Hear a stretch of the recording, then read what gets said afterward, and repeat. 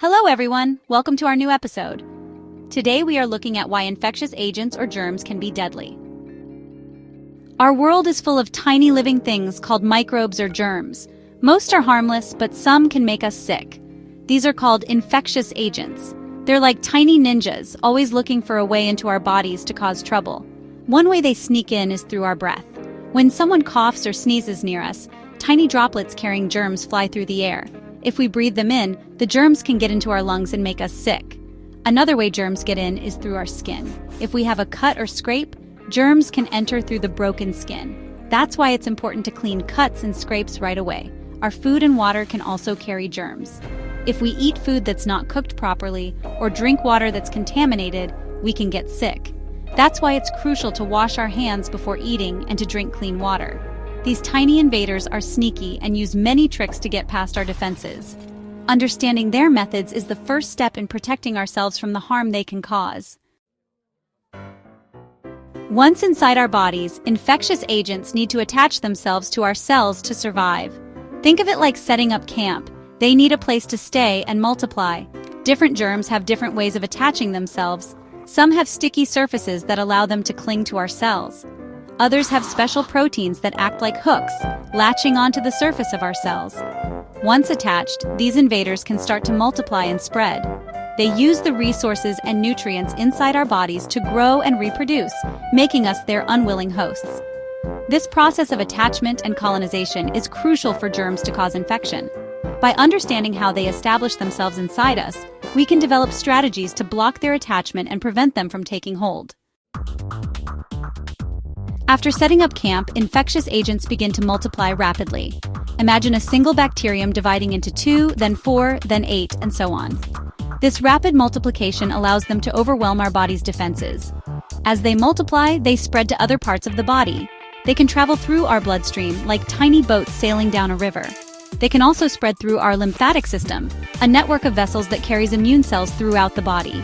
This spread of infection can affect different organs and systems, leading to a range of symptoms and complications. The faster they multiply and spread, the more severe the infection can become. Our bodies have a powerful defense system called the immune system. It's like an army of soldiers, always on the lookout for invaders. When infectious agents enter our body, our immune system recognizes them as threats. It sends out white blood cells, which are like soldiers, to fight off the invaders. Some white blood cells engulf and destroy the germs directly. Others produce antibodies, special proteins that mark the germs for destruction. This immune response is what causes many of the symptoms we experience when we're sick, such as fever, inflammation, and fatigue. How do infections affect us? Let's look at the damage done. Infectious agents can cause a wide range of damage to our bodies, from mild to, life-threatening. Some infections, like the common cold, cause relatively mild symptoms that go away on their own. Others, like pneumonia, can be much more serious, leading to difficulty breathing and other complications. In some cases, infections can become chronic, meaning they last for a long time or keep coming back. This can weaken the immune system and make us more susceptible to other illnesses. The severity of the damage depends on the type of infectious agent, the strength of our immune system, and how quickly we receive treatment. What are the common culprits behind infections? The usual suspects. There are many different types of infectious agents that can make us sick. Some of the most common culprits include viruses. These tiny invaders are like hijackers. They invade our cells and take over their machinery to make copies of themselves. Examples include the flu virus, the common cold virus, and HIV. Other germs are bacteria. These single-celled organisms can release toxins that damage our cells and tissues. Examples include E. coli, which can cause food poisoning, and Streptococcus, which can cause strep throat. In addition to viruses and bacteria, there are parasites. These organisms live in or on another organism, the host, and benefit by deriving nutrients at the host's expense. Examples include malaria parasites, which are transmitted through mosquito bites, and tapeworms, which can live in the intestines. There are also fungi. These organisms include yeasts, molds, and mushrooms. Some fungi can cause infections in humans, such as athlete's foot and ringworm. Some other examples of germs are prions, which are misfolded proteins that can cause other proteins to misfold, leading to serious brain damage. Examples include Creutzfeldt-Jakob disease, a rare and fatal brain disorder. Each type of infectious agent has its own unique characteristics and ways of causing disease. Why are infections a big deal today? This is a growing global threat. Infectious diseases remain a significant threat to global health, and several factors contribute to this growing concern. 1. Antibiotic resistance. Overuse and misuse of antibiotics have led to the emergence of drug-resistant bacteria, making infections harder to treat.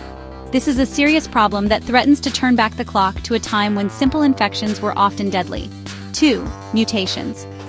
Infectious agents, especially viruses, can mutate rapidly. These mutations can make them more transmissible, more resistant to treatment, or more likely to cause severe disease. 3. Globalization. Increased international travel and trade make it easier for infectious diseases to spread rapidly across borders. What starts as an outbreak in one part of the world can quickly become a global pandemic.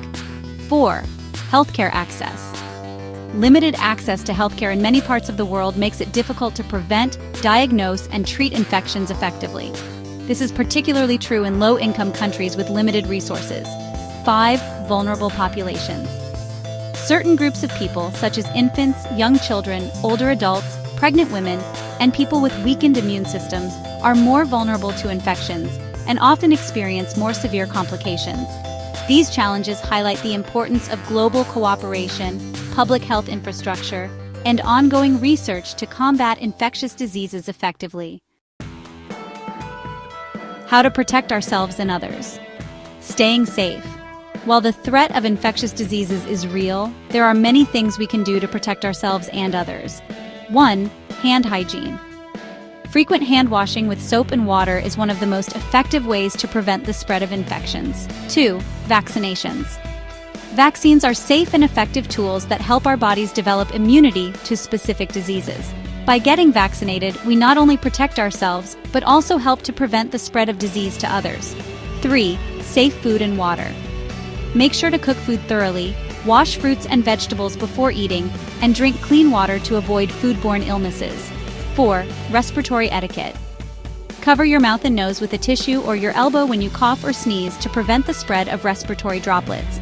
5. Stay home when sick. If you're feeling unwell, stay home from work or school to avoid spreading germs to others. By adopting these healthy habits, we can significantly reduce the risk of getting sick and spreading infections to others. New challenges and hope for tomorrow, the future of the fight. The fight against infectious diseases is an ongoing one. As new challenges emerge, scientists and healthcare professionals are constantly working to develop new and innovative ways to prevent, diagnose, and treat infections. Research into new vaccines, antibiotics, and antiviral drugs is crucial to stay ahead of evolving threats. Additionally, developing rapid diagnostic tools can help identify infections quickly, allowing for timely treatment and preventing outbreaks.